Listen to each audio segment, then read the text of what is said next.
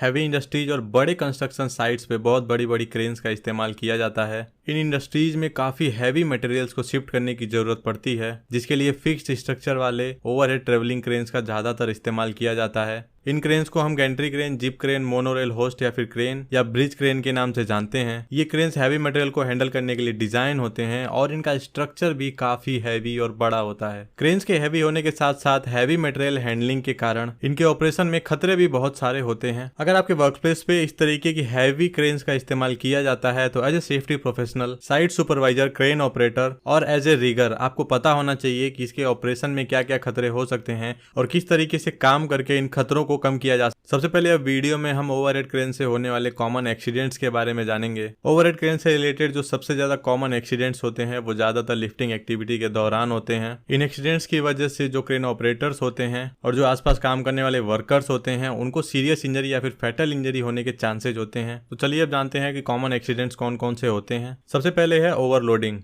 Crane activity के दौरान सबसे ज्यादा कॉमन एक्सीडेंट जो होता है वो ओवरलोडिंग के कारण ही होता है, यानी कि क्रेन का जो सेफ वर्किंग लोड है उससे ज्यादा वेट के लिए क्रेन का इस्तेमाल किया जाना।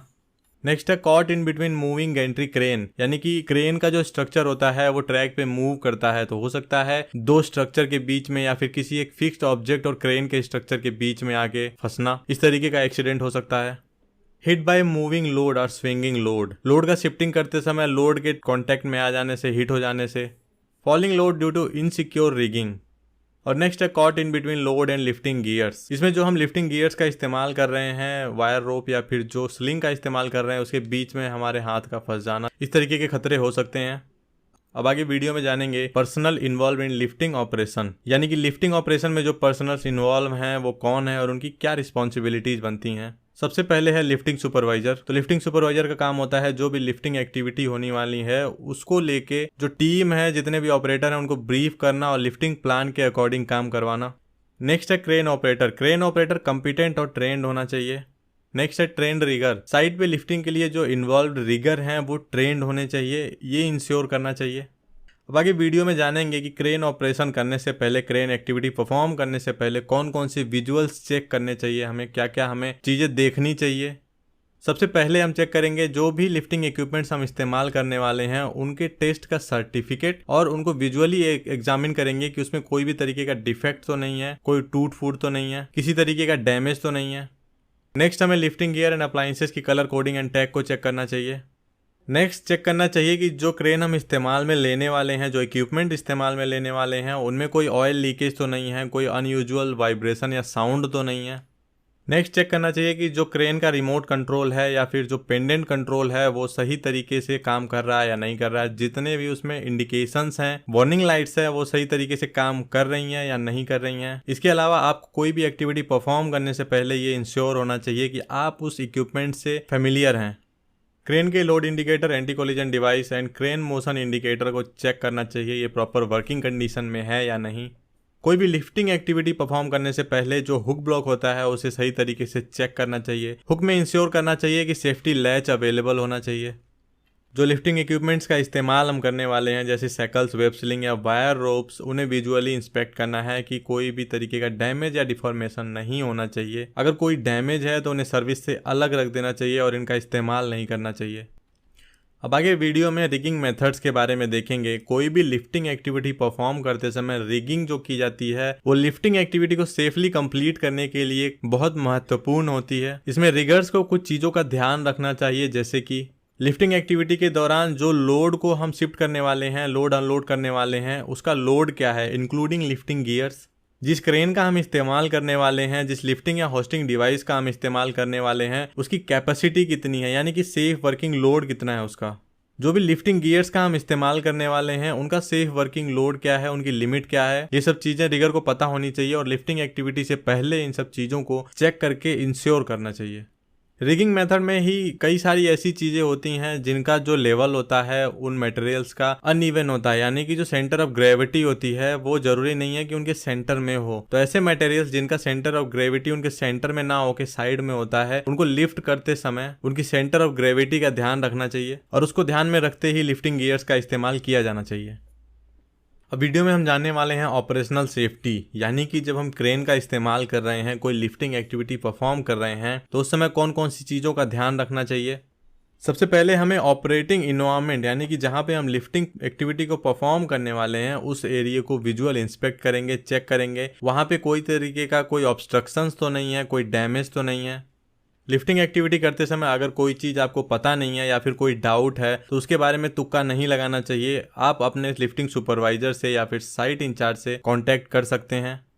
अगर आप अनवेल फील कर रहे हैं, आपकी तबीयत सही नहीं लग रही है, तो लिफ्टिंग एक्टिविटी में, क्रेन ऑपरेशन में खुद को इन्वॉल्व ना करें। क्रेन में अगर कहीं पे भी लोटो लगा हुआ दिखाई देता है, यानी कि लॉकआउट एंड टैग आउट, तो उस क्रेन को ऑपरेट नहीं करना चाहिए। क्रेन का इस्तेमाल करने से पहले उसके सेफ वर्किंग लोड के बारे में जानकारी करनी चाहिए। क्रेन को कभी भी ओवरलोड नहीं करना चाहिए।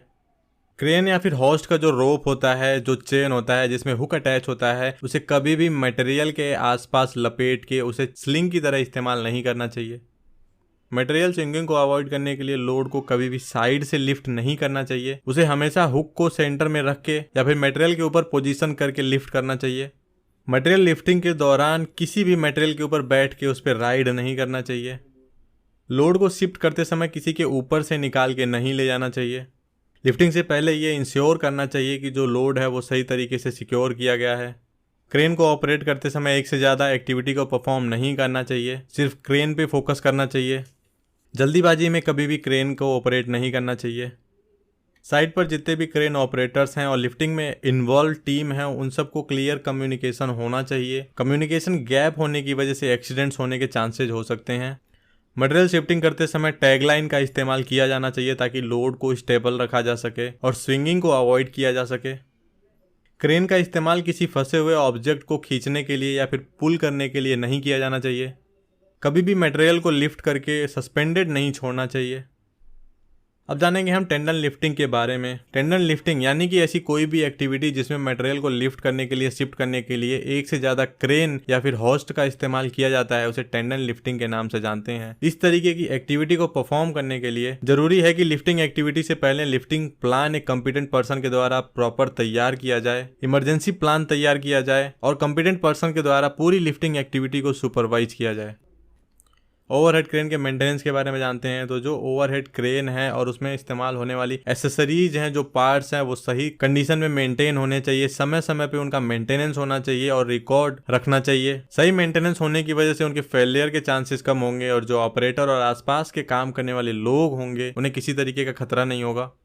Use of special lifting attachments. कई बार क्या होता है कि हम कुछ ऐसे मटेरियल्स का इस्तेमाल करते हैं जिनको लिफ्टिंग करने के लिए स्पेशल अटैचमेंट्स का इस्तेमाल करना पड़ता है। जैसे कि अगर किसी मेटल सीट को उठाना है तो स्पेशल क्लिप्स का इस्तेमाल किया जाता है, स्पेशल क्लैम्प्स का इस्तेमाल किया जाता है। तो ऐसे किसी भी एक्टिविटी को परफॉर्म करते समय कुछ स्पेशल अटैचमेंट्स की जरूरत है तो उनका इस्तेमाल किया जाना चाहिए।